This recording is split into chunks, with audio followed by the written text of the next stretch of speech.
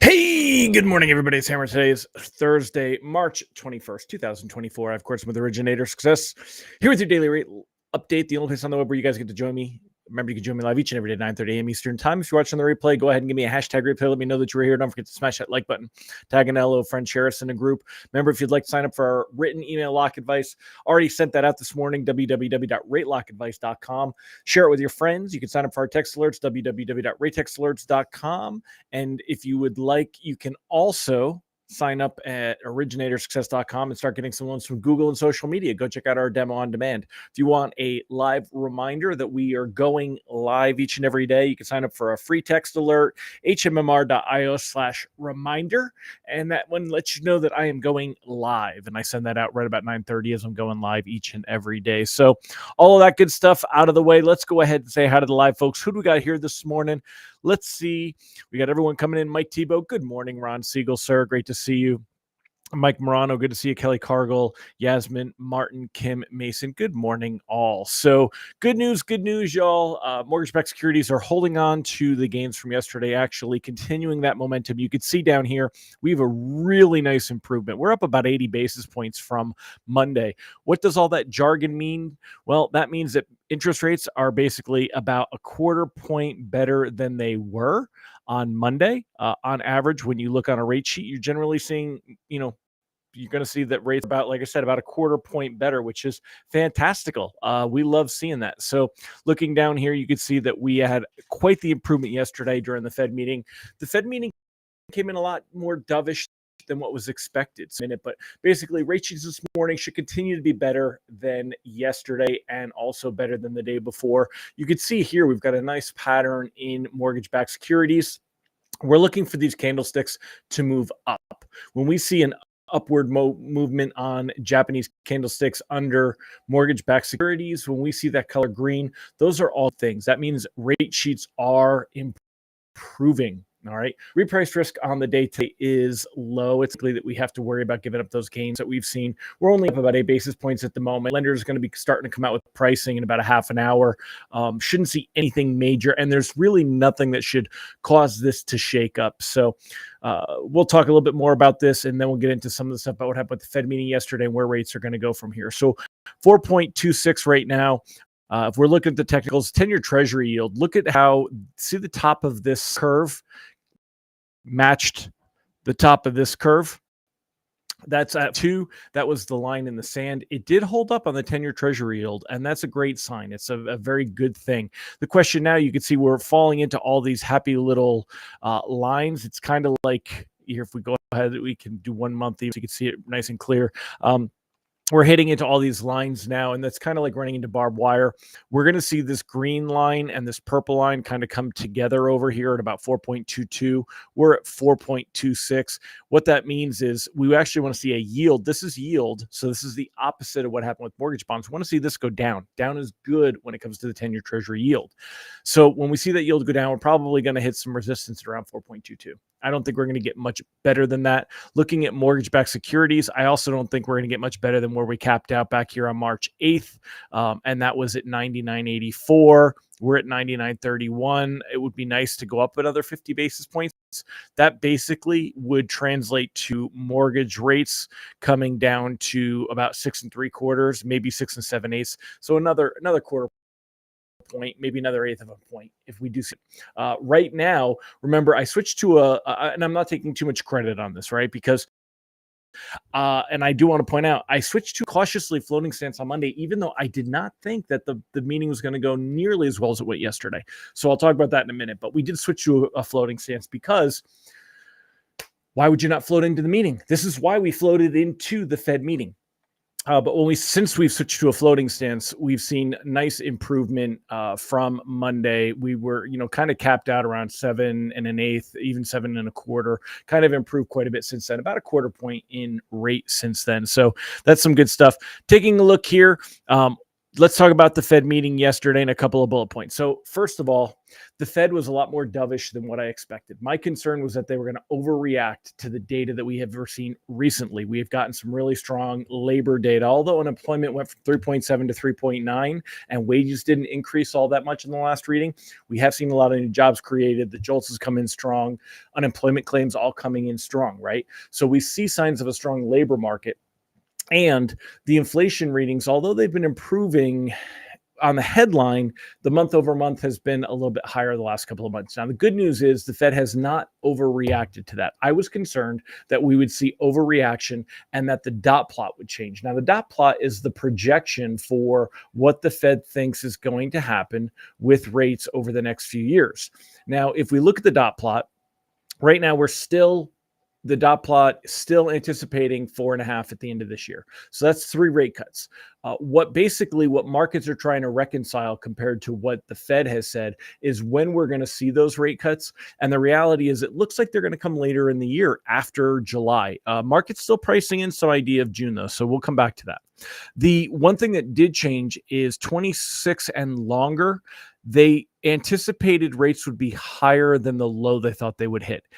This is not a big concern because, let's face it, it's 2.5 years from now. It's like saying where there's going to be a hurricane or a tornado. We can't predict the weather. Markets know that predicting where these things are going to be, they're really not worried about that. But the Fed did basically say, well, we think maybe rates won't have to go as low as we thought they were going to go last in December when we did this projection. So, but the projection came in showing 3 rate cuts this year still. That's a very important thing. As far as when we're going to see those cuts, let's take a look here. Right now, the expectation of a cut to start in May, this was up to 90-something%. It got a little bit better that we could see some data between now and the May meeting about 6 weeks from now. Again, it's May 1st, so it's really the end of April. Again, we've got about 6 weeks, but 90% basically expectation that we're going to see things stay exactly the same.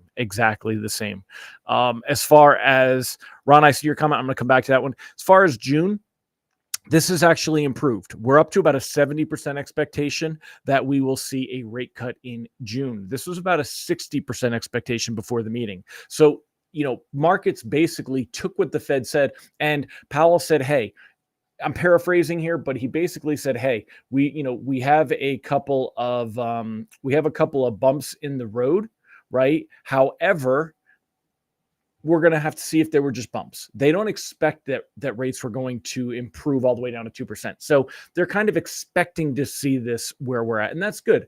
It's great that we're not seeing an overreaction and that the Fed is not waiting until they see all these signs of some really heavy moves in order to improve. So markets were definitely uplifted by that news as well. That's why we saw the improvement that we did see yesterday. We saw quite a few reprices better. Let me know in the comments if you got a reprice better, please. There's 34 of you on. I should see 32 comments. I'll let 2 of you off. Let me know if you saw reprices better yesterday. I know I saw a lot of them on the wholesale side. There were a little less on the retail side, but still quite a few. And again, this is why we were floating into the meeting yesterday, because I didn't know what was going to happen. I figured we were going to see a little bit more of a reaction from the Fed. They were going to be a little more hawkish, and I thought we had a really good chance of only seeing the idea of 2 rate cuts this year, and that scared me. That if we had seen that, we would have seen a sell-off and rates would have gotten a lot worse. Thankfully, we did not see that, and that's why we wanted to float into the meeting. So that's why, again, unlike so much of the data that comes out before rate sheets, there's no reason not to float into that Fed meeting. The 2 days beforehand were quiet. We had improvement on both days. That's why I had switched to that floating stance on Monday, right? Because even though it looked bad, we wanted to keep our options open. And that's what I have always said. I would love to tell you guys that I know where these things are going to go and we have a great projection, but there's just too many variables, and there's the human variable to it. And you just don't know. And listening to all these Fed members out there, you would have thought that they would have come in there with a more hawkish stance, but they really didn't. And that's good. So we're going to hear from more Fed members now. The gag is lifted. Now that they had the meeting, they're going to be out there yapping. And we'll see some effect on that. But as far as everything else that you've got, when it comes to loans now, we want to wait until we get the April data. Today's March 21st. We've got about we got about 2 weeks until we're going to get to that next employment data. We're going to see rates, things are going to creep, but they're going to stay in this range that they're at. They're going to stay within an eighth or quarter point. They're going to be moving around in that direction, but you're not going to see any real movement. We're not going to get any help until we get the labor data. Now, let me go ahead and get to Ron's comment, because he made a very funny and true comment on there about, he said, "Oh, Mike, that's a good idea." Mike said, "You might want to talk about dovish and hawkish." So that's a great thing. So I don't know why that they deal with birds, but think of it like this. A hawk comes out of the air and attacks, right? And it's a killer bird, whereas a dove is the sign for peace. So a dovish Fed means that they're more accommodative for rate policy, unlikely to hike rates, more likely to cut rates. They're more accommodative. It's a softer, friendlier Fed. When we say a hawkish Fed, that's a Fed that wants to hold rates higher, wants to throttle the economy, slow things down. That's generally the hawkish and dovish comment there. Thanks, Mike. Appreciate that. Ron Siegel, maybe the Fed members are finally looking at real employment numbers instead of the ones coming from the media and the reports. Possibly true. But remember something. If they, well, yeah, that, I was going to say, they're not too concerned about it yet because they didn't really, get into it. Now, also, I haven't mentioned yet quantitative tightening. The idea that they are, the Fed is selling off on its balance sheet. It's one of the things that has kept mortgage rates higher, is that they're selling off bonds that they own instead of buying bonds. When they buy these mortgage-backed securities, it creates more demand and it drives up the prices, which helps mortgage rates. When the Fed is selling their mortgage bonds, that actually does the opposite. There's more demand, more supply, less demand. That brings mortgage rates higher, and that's what the Fed has been doing now for over a year, and for well over a year. I don't know when exactly they started quantitative tightening, but anyway, they said they're going to continue that, although they will taper. They will taper the numbers. They're doing, I think, 25 billion and 60 billion, if I remember correctly. I'd have to look at the article because I don't care about the numbers, but they are going to continue to do that. They said that they're going to look at tapering it soon, and that'll help a little bit too as well. Pat said news just ticker taped. Fed still expects to lower rates 3 times this year. Yeah, and that's the big thing. That was what helped keep things where they're at. Ron said if you knew exactly where the bonds are going, you'd be a bond trader printing Hammer family money and not forecasting. Exactly right. You get it. And that's why they're all trying to do the same thing as well. Thank you guys for all the comments on the repricing and appreciate that. So anyway, I think I hit everything here. Taking a look at Fed futures, though, the expectation of a June cut actually improved a little bit yesterday. So that's why you're seeing, rate sheets that are doing better. The idea that we'll see 3 cuts by the end of the year, almost exactly the same. They were about 35%, and that's right where they're at right now. So really no change with where markets priced in an expectation for the end of the year. Just as far as when we think we'll see it, they think it's a little more likely in June. Expectations to see a second cut in July, which would bring us to 4 3/4, about 35%. By the time we get to September, though, then that goes up to 44%. So that's kind of, it looks like markets pricing in a June, a September, and then a December cut is what the majority is showing right now. As long as we continue to see that, we're going to see rates kind of gravitate where they are. And we're not going to see rates go down significantly this year. There's no reason to. As we start getting rate cuts, it will help rates start to come down. But they're not, we're talking mid 6s, low 6s at the best. I highly doubt we see rates in the 5s this year. I just don't think that we're going to get there. I don't think there's any reason to get there. There's a lot that could change when we get to November and the politics, but we'll talk about that another time. No reason to get into that today. But as far as where we're going to be over the next couple of weeks, things will settle down. So here's the deal. If you've got a loan closing in the next 2 weeks, we want to ride this wave. We want to see if rates get all the way back to the best levels that we got to March 8th. That's probably where we're going to cap out. We're not likely to see rates get any better than that. March 8th, using Mortgage News Daily as a reference point, those best rates were 6.85. So we'll call it 6 3/4 because it was probably a little bit better than that on rate sheets. So we'll say 6 3/4, maybe 6 7/8. That's our kind of our highlight on where we're going. If you consider today we're at 7%. It's another eighth of a point better, possibly up to a quarter point better, depending on how the pricing is and how the pricing is going to be. That's likely our best levels. And that's only if we see mortgage-backed securities move up. Now we're going against, and let me zoom in on this. We'll do a 3-month so we can see it a little clearer. All right. Looking at mortgage-backed security, see this red line? That is the 100-day moving average. That is technical resistance. If this candlestick if we can close above that, we may be able to shoot all the way up and push up to around this 99, 85, 86 level here, right? However, if it closes here, if we show signs that things start to turn and go back down, you want to lock anything closing in the next couple of weeks. If we see that, that is because we want to ride this rocket, but as soon as the rocket runs out of fuel and starts to turn and gravity takes over, we want to be locking those. Now, loans that have 15 to 30 days, you got to figure out where in that 15 to 30 are you. We want to get into the April 5th jobs data. And when is the BLS? When is the April CPI? April CPI date. Let's see. The BLS okay, so April 10th. So the next CPI date is April 10th.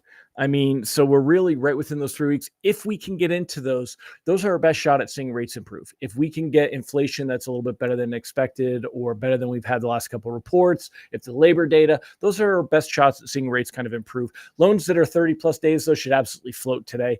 I wouldn't consider locking those at all. There's no reason to. We don't have any risk yet and no reason. So if it's closing in 15 days, ride this wave until it turns around. If it's closing in 30 days, decide if you're going to have enough time to get into the April labor market and CPI data. Otherwise, ride the wave.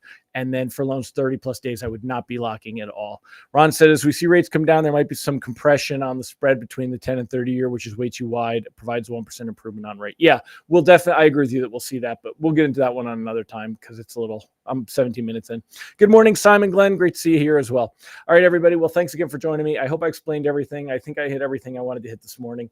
And listening to the press conference, Powell was kind of funny. I don't know why people don't like Powell. I really dig Powell. I think he's done a great job. I think that they really worked on transparency. I think they're trying to, they're trying to fly a huge airplane with some very little ability to do fine tuning. It's kind of like up or down. And I think they're doing a good job. Especially based on how the politicians have mucked things up.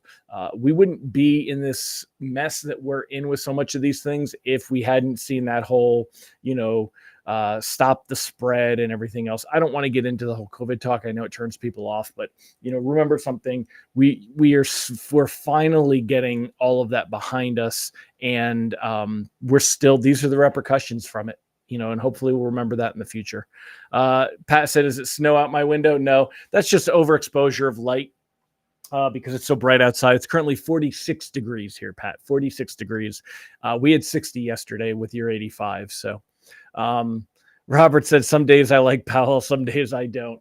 Yeah, I get it. But actually, I like Powell every day. I think that, especially, he's an attorney, not an economist. And as an attorney, he actually is, he's actually funny.